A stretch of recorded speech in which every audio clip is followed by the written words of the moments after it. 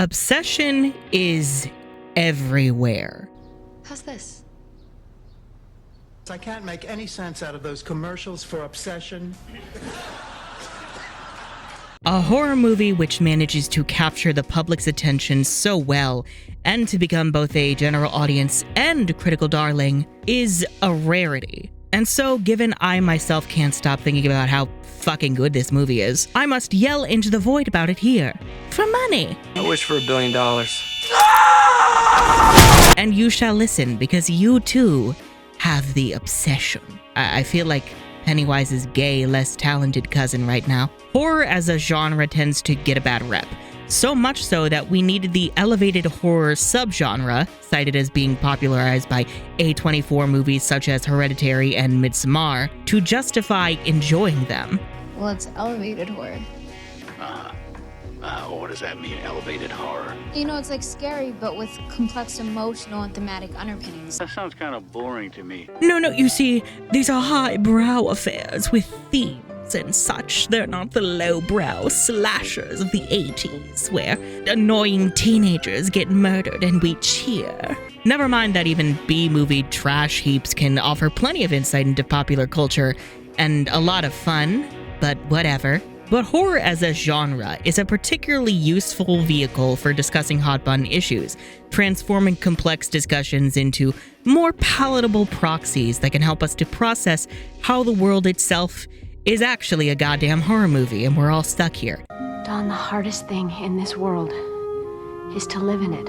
One where we're not pressured to end everything with a neat little bow because these movies aren't here to make us feel better. They can provide catharsis and often do, but they're more about letting us confront just how ugly the world is. And that is precisely what Obsession does. It is laser focused on deconstructing the myth of the nice guy and his particularly insidious brand of misogyny. How a pathetic little loser like Bear can wind up destroying the lives of himself, the object of his affection, and everyone unfortunate enough to fall within their circle of hell. So today, we're gonna dive into that. How Obsession shows us the fucked up world of a fucked up little freak, how it functions as a tragic manosphere-esque tale, and how it really needs to stop being so good at using shadows. Holy shit. Real quick, I do want to give a content warning because we're gonna be talking about some heavy shit, namely to do with sexual assault and rape. I'm not exactly sure how I'm gonna talk about these or use the words. I want to actually use the words instead of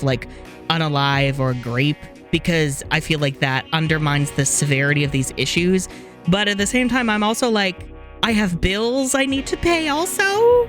I'll figure it out in post, I don't know. But if you are not up to content talking about those issues, and no shame at all given how painfully prevalent that they are, I mean, just look at all the bear defenders, my god. Before we begin, ciao. My name is Thomas, aka the Unicorn of War, and I make videos about whatever media is rotting my brain at the moment. Right now, that's Obsession, other times it's Buffy the Vampire Slayer, sometimes it's Avatar or Winx Club, it's a lot of things. So if you enjoy what you find here, then be sure to subscribe and ring that bell for notifications, because YouTube hates creators. And if you're willing and able, please consider pledging your support for myself and the channel over on Patreon. You get early access scripts and videos, Patreon exclusive content, and access to the private Union of War Discord server. Now without further ado, let the chaos commence. Before we begin, a quick recap for those who have not seen Obsession or need a refresher. Personally, I implore you to go see it for yourself, but I also realize not everybody is a horror girly, so maybe this is a way for you to learn about its themes through a secondhand source.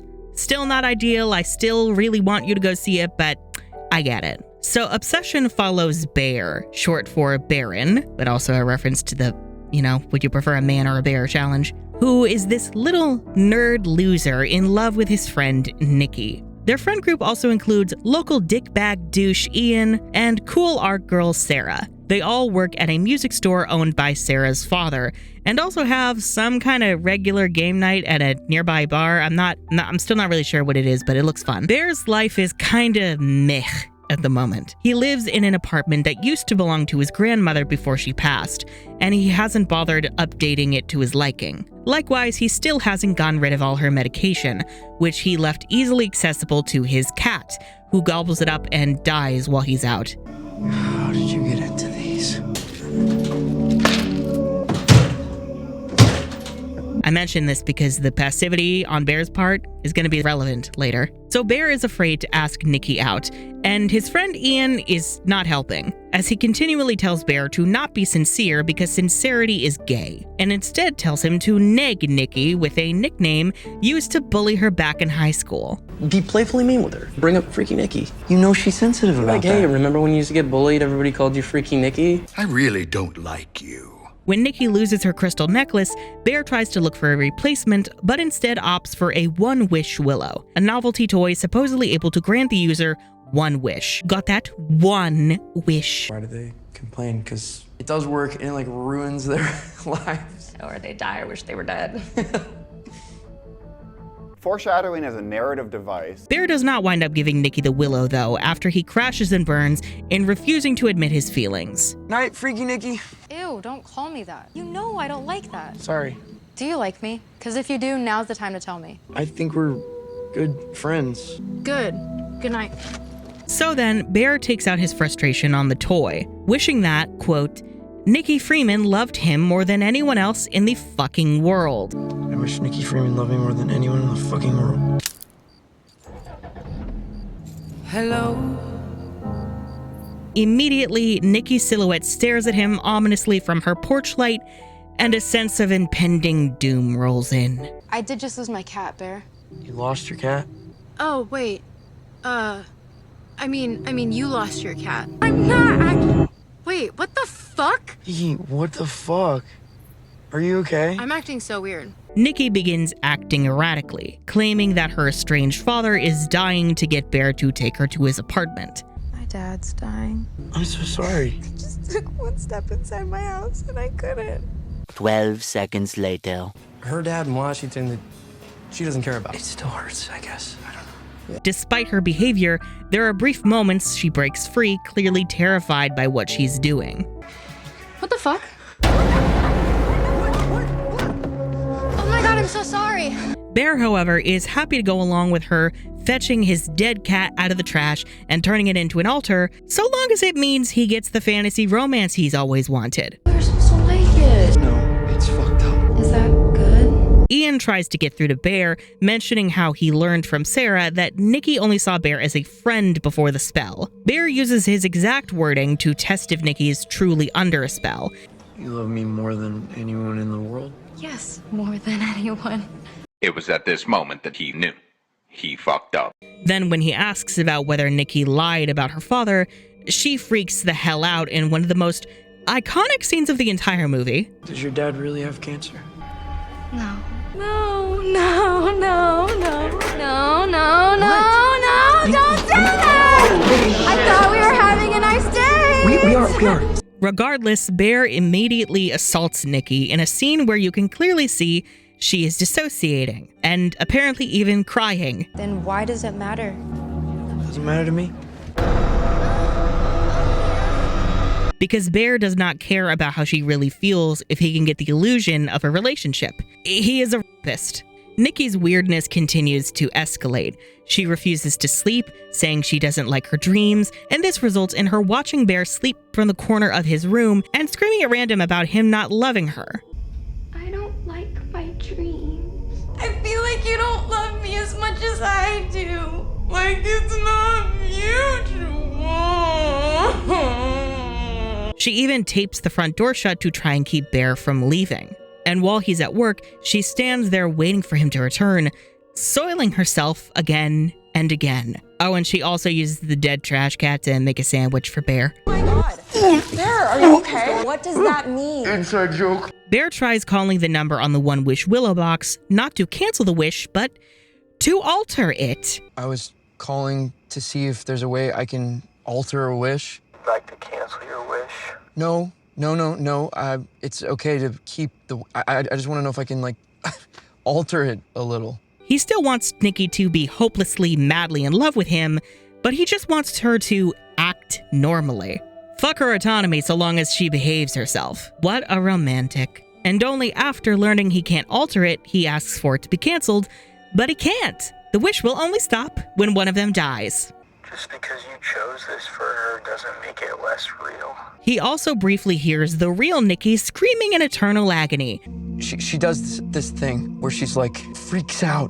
What is that? Do you want to talk to her? What? Who? You want to talk to her? Who is that? Nikki. Do you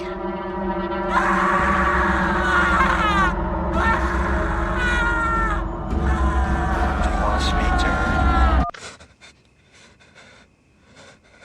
It is never specified where she is, but I'm assuming she is still trapped in her own body, witnessing and experiencing everything that this entity possessing her is doing, but unable to do anything about it, save for the brief moment she is able to resurface to scream in pain and cry for help.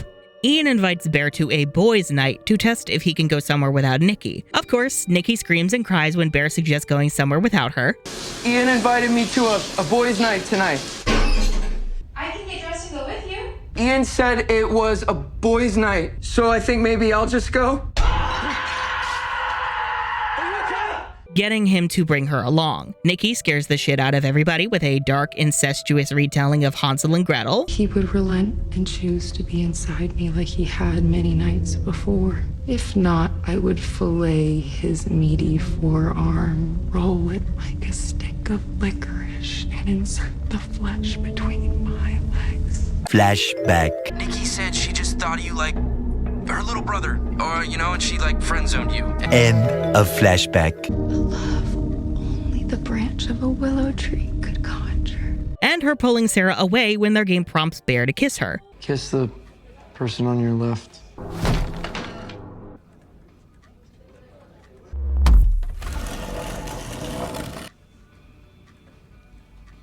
The real Nikki surfaces again, yelling, "It's not me," before smashing a glass bottle into her face. It's not me!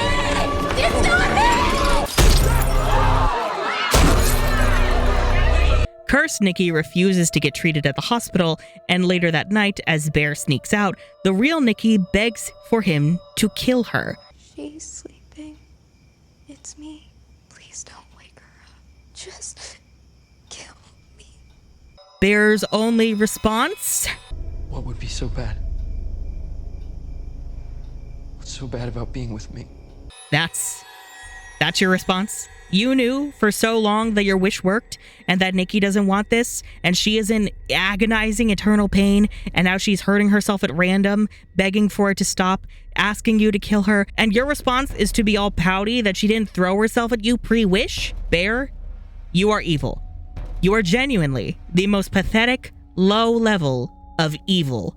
I've never been with you, Bear.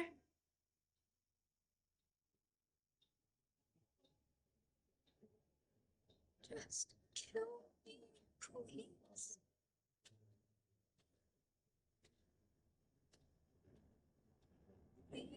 Please, please, please. Sarah tries to talk to Bear, assuming Nikki is the problem because of her own crush on Bear. I think you need someone more chill. Thank you. I was to your left. Alas, Nikki breaks through the window and murders Sarah, then forces Bear to help her take care of the body. You were supposed to kiss me. This is all your fault. Sarah's your fault. You wanted this. You wished for this. While Nikki finishes up the job, Bear tries to use another One-Wish Willow to undo his wish, but can't because he's already used his one wish. Not only is Bear a rapist and a loser, he is also illiterate. Bear begs Ian for help, asking him to undo his wish, but Ian refuses to believe him or even humor him, instead wishing for $1 billion. I wish for $1 billion. Money, money, money.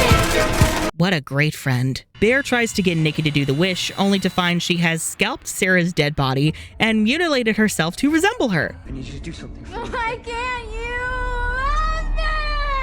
Why don't you love me? And now she has the gun from the music shop safe. Ripped my eyes out of my fucking skull and took the barrel of my pussy. When Ian shows up, Nikki kills him, then threatens to kill herself. Sarah just told me that her dad keeps a gun in the break room safe. 12 seconds later. Nikki!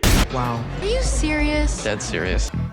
Ain't it sad? Bear momentarily calms her enough to get the gun, then resolves to kill himself to free Nikki. He at first tries to shoot himself, but can't bring himself to. He then decides to take the same pills that killed his cat, only to try and make himself throw them up at the last minute. The only reason he can't throw them up in time is because Nikki uses the willow to wish that Bear was equally obsessed with her.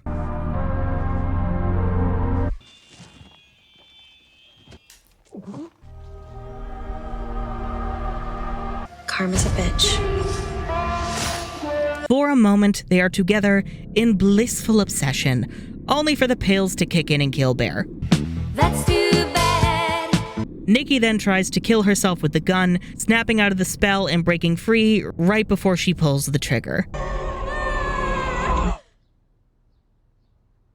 Nikki is then left in shock. She sits on the couch, crying and shaking at the sight of the carnage around her, stuck with the consequences of what Bear's wish forced upon her.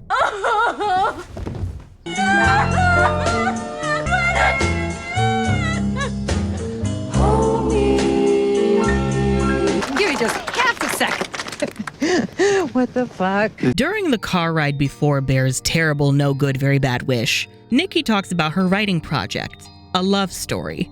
Just not happy there. It's just a job, Nikki. Yeah, well, I want to write. I mean, you are. No, I feel like I need a big life change. I'm not feeling love, and I want to feel love if I want to bring the story to life. Bear asks if it's a romance, and Nikki specifies that no, it's a love story. And Bear jokingly asks if those are the same thing. So it's a romance. No, it's not a romance, it's a love story. Isn't that the same thing? I find not only his inability to distinguish those telling, but also the fact that he doesn't genuinely inquire to understand Nikki's point. Like, if he was really interested in Nikki's goals and passions, he would ask her, well, what is the difference? He'd want to learn about her perspective and pick her brain about it. But he doesn't, because he doesn't care about her interests, because his love isn't about how they make each other feel. It is a very juvenile crush about possessing this fantasy version of her. And I would argue Wish Nikki is obsessed to the scary degree she is because it is based on Bear's incomplete, warped idea of what love looks like. So to give my 2 cents, when Nikki differentiates between romance and love stories, I interpret it as a romance being an idealized version of a relationship based on largely culturally normative ideas, aka monogamous, ideally a man or a woman, but can be gay, not queer, as long as they fit certain gender roles. Less about their connection and more about them fitting the idea of what society says love should look like. If there are hurdles, none of them are realistic. There are melodramatic ones, there are tropey ones that never actually happen in real life, love triangles galore, and it all ends happily because it's about the fantasy of it all. A love story, meanwhile, is realer, messier. It includes all the realistic hurdles that can get in the way of a connection, does not necessarily end with the fairy tale happy ending, and has the freedom to defy those cultural standards. It is more about the actual authentic connection between those involved, beyond just the romantic, rather than shoehorning them into what society says they should be pursuing. So yeah, Bear's idea of love is more in line with that reading of romance, specifically with him feeling entitled to the woman he is attracted to, despite however she may feel. Just because he's not as brazenly misogynistic as your average Red Pill podcast or a manosphere creator doesn't make it any less misogynistic. In fact, usually it's that kind of quiet misogyny that does the majority of the damage. Bear does not give a fuck about Nikki as a person. He's clearly infatuated with her, and there is a moment where Nikki gives a homeless man money, which seems to add to Bear's idealized vision of her. But he doesn't truly care for Nikki's interest beyond the kind of partner that he envisions her as. Basically, he doesn't view Nikki as a real person, more as like a saintly feminine figure for him to drool over. Again, he doesn't inquire further about the kind of story she wants to tell. When Nikki shares how he's the only person she can open up to about her writing, Bear doesn't follow up with appreciation for her trust. You know, you're the only person that I get to really talk to about this stuff. You're too. You're not a complete brick wall. Oh, don't let me forget, I got you something. He doesn't acknowledge or inquire about her interests any further. He just switches to an awkward segue to try and give her the One Wish willow. Later on, while under the wish's influence, Nikki doesn't get to talk about her dreams with Bear at all. Bear gets to have her ask about his random dream of being a food critic, but Bear doesn't reciprocate and ask about Nikki's writing. What do you want to do? I mean, I've never really asked. Likely, she would dismiss her dreams in favor of continuing to fawn over Bear, but Bear doesn't even give her the chance to openly abandon her passions for him because he never cared about them to begin with. Nikki's entire world revolves around Bear, which again is part of that juvenile understanding of love where your partner becomes everything that you are, supersedes all of your own identity, your interests, your other relationships, which is inherently destructive because it means there is no you to engage in any kind of partnership. And if the relationship ends, there's nothing left to salvage. Some argue that Bear didn't know that the wish worked before the restaurant scene, but honestly, I think he had a strong inkling that it did. Apparently, this search engine he's using, it could actually be an AI agent that he's asking. So that's something. That's interesting. And even if Bear didn't know, it is clear something is off with Nikki. I was on MDMA and wasted. So if I was weird, that's why. And my dad made me a mess, and so I did things I probably wouldn't have done otherwise. Maybe she's mentally unstable, maybe she's dealing with substances, but she's clearly not well, and still Bear takes advantage of that to escalate his relationship with Nikki, letting a clear ailing Nikki assuage his guilt. And I'm not saying that you took advantage of me. Nikki, I didn't know you were on drugs. That's what I'm saying. I'm not saying that. Not saying what? You took advantage of me. I don't think I didn't. I know, that's why I'm saying you didn't. And again, when Bear realizes that the wish for sure worked and has no reason to doubt it, he still doesn't care. He is still willing to go along with it to be with Nikki, to rape her. Like, this is not Nikki consenting. Even the way that Nikki reacts is telling, because this is not about two people pleasuring one another and caring about their intimacy with each other. This is just about Bear dominating and possessing Nikki's body for his own pleasure and feeling of validation. Like, I seriously don't know how he can listen to Wish Nikki like this and not feel turned off. What part of this is meant to be hot? And the fact that Bear only wants to try and do something when the wish becomes inconvenient. When Nikki begins acting strangely, likely as a result of both her escalating obsession and her real self trying to break free, because he doesn't want to free her. No, he wants to alter his wish, to perfect the cage that she is trapped in so she will behave herself for him. Again, he does not care about her. He just wants to control and own her. Many argue, what was Bear supposed to do? But like, if you care about your friend and you truly love them, romantically or otherwise, you will go to the ends of the earth to undo this. Not just now, but the second you thought something was going wrong, your priority would be your friend's well-being and safety. Bear's passivity is the problem. It is a form of learned helplessness, where Bear just throws up his hands and goes, I'm just a sad, selfless, helpless boy in over my head. What's a little loser like me to do? It kind of looks like Nikki's going through something. It kind of looks like you're taking advantage of the situation. And I say it with love, bro. I'm saying it with love. I'm on your side, but it's a bad look. What do you think this is going to look like to other people? Why are you trying to ruin something good? Even said something. Flashback. No, it's fucked up. Is that good? It enables him to continue abusing Nikki even when he knows this isn't right, because it preserves his view of himself as doing nothing wrong and being a nice guy who meant no harm, because his self-perception as a nice guy who means well, like everything else, is more important than Nikki's well-being and autonomy. Bear's evil is one that is often written off and dismissed as something to be pitied or even sympathized with. People still view abusers as cartoonish caricatures, a strong, obviously evil man hitting a helpless woman in broad daylight. But in truth, abusers are charismatic. They develop systems of control to let themselves get away with the harm that they do, while maintaining that they're the good guys or even the real victims. And Bear is a particularly insidious form of this, the kind that claims to be helpless, but is more than happy to act as a vulture swooping in on Nikki's body. And what breaks me most is knowing that because of this, because of Bear's selfishness, inaction, and callousness, it destroyed 4 futures. Well, 5 if you want to include Sarah's dad, but now Ian, Sarah, and Bear himself are dead. And Nikki... Well, so in all the discourse about Bear, I often find that Nikki gets overlooked, which saddens me because Bear and everybody else in this damn movie already turned overlooking Nikki into an Olympic sport. So let's talk about Nikki as a character.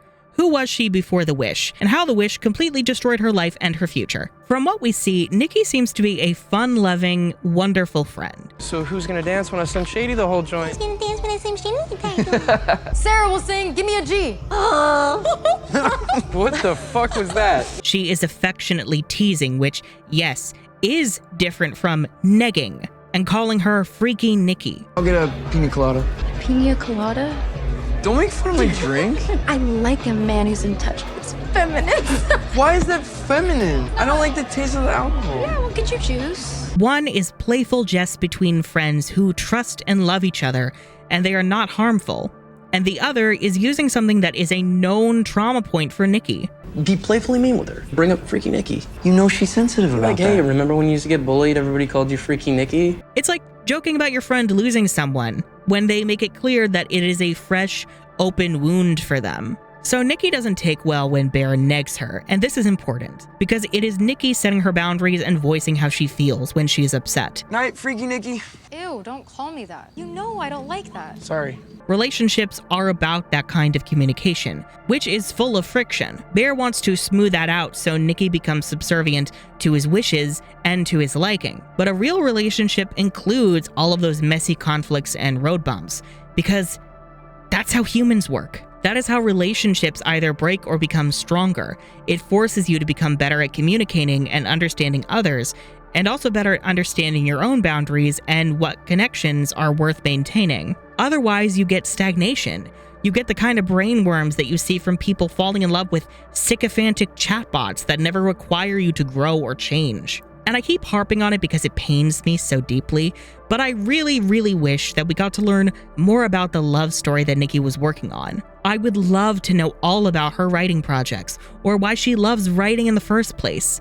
Is it a novel? Is it a screenplay? Does she write poetry? Who are her favorite writers? What are her favorite movies? Who are her favorite directors? You can learn so much about a person through these lenses, and you would think that Bear would be ravenously curious if he truly loved her the way that he claims to. Every time Nikki tries to break free from the wish, it is a reminder she is still there. She is suffering. Not that Bear gives a fuck. Specifically, I love the use of shadows for Wish Nikki. They make her imposing and frightening, yes, and add to her unpredictability. You can't see her face, so you can't read her expression to get an idea of how she is feeling, and thus what she is about to do next. But it also emphasizes her loss of humanity, how who she is has literally been overshadowed by this wish, and now she is lost in that darkness, desperately trying to claw her way out. It is a reminder that this thing is not Nikki. It's wearing her face, it's piloting her body, but it is not her. But that doesn't matter to Bear, because all Bear wants is an illusion, not the real Nikki. Part of me wonders if that fucked up Hansel and Gretel retelling, or even the cat sandwich, were indeed Wish Nikki trying to appeal to Bear and her twisted idea of what she thinks he would like, or if they were SOSs and or fuck yous to Bear. Like, is this the real her finding indirect ways of crying out for help? Of trying to alert the people around her that something is wrong, or trying to make life as uncomfortable for Bear as possible to try and force him to reverse the wish. And while I do feel for Sarah falling victim to all this, I do also feel icky about the way that she dismisses Nikki and views her as the one taking advantage of Bear. I really do hope she figures it out. She seems pretty fucked up. I also don't think it's right that she's leaning on you. I don't think it's okay that she's taking advantage of you. I don't think she's... Yes, she doesn't know the full situation, but like Bear, she is aware that something is wrong with Nikki. She's under the illusion that Bear is a helpless victim who has done nothing wrong, instead of suspecting that he is the puppeteer in all this. An incompetent puppeteer, but a puppeteer nonetheless. In the end, Sarah's future is taken from her. She got into the art school that she had been gunning for, but she never knew that she had made it in. Bear and Ian had their futures taken too, but honestly, fuck the both of them. Especially Bear. Bear, you did this to yourself. I mostly feel for the girls, especially Nikki. Sure, she survived, but she's never going to recover. She knows everything she did while under the wish's influence, and she felt all of it. She has to live with the knowledge that she killed her friends. And also, how the fuck do you think she's gonna explain this to the authorities? Do you think they're gonna believe her about the wish? Most likely, Nikki's freedom is illusory, just like her wish self was. Her cage will merely change from her own body to a prison cell. I suppose at least this way she will still have some semblance of autonomy, but that's cold comfort when she's lost everything and now has to hold the weight of everything Bear inflicted upon her. Obsession is harrowing. It reflects the hell that so many people, especially women, have experienced, being the object of a man's obsession and having your autonomy taken away. Something even fucking governments are real keen on doing. Imagine not having any control over your life or your own body because someone else decided they wanted you as a little bird in their cage. Could you survive that? Could you endure being forced to destroy yourself, your life, and your own loved ones to keep up that fantasy? Ultimately, the fixation people have to defend Bear is them telling on themselves that they see nothing wrong in the way that these systems work, or perhaps even that they could see themselves perpetuating the same evils and abuse as him under the right circumstances.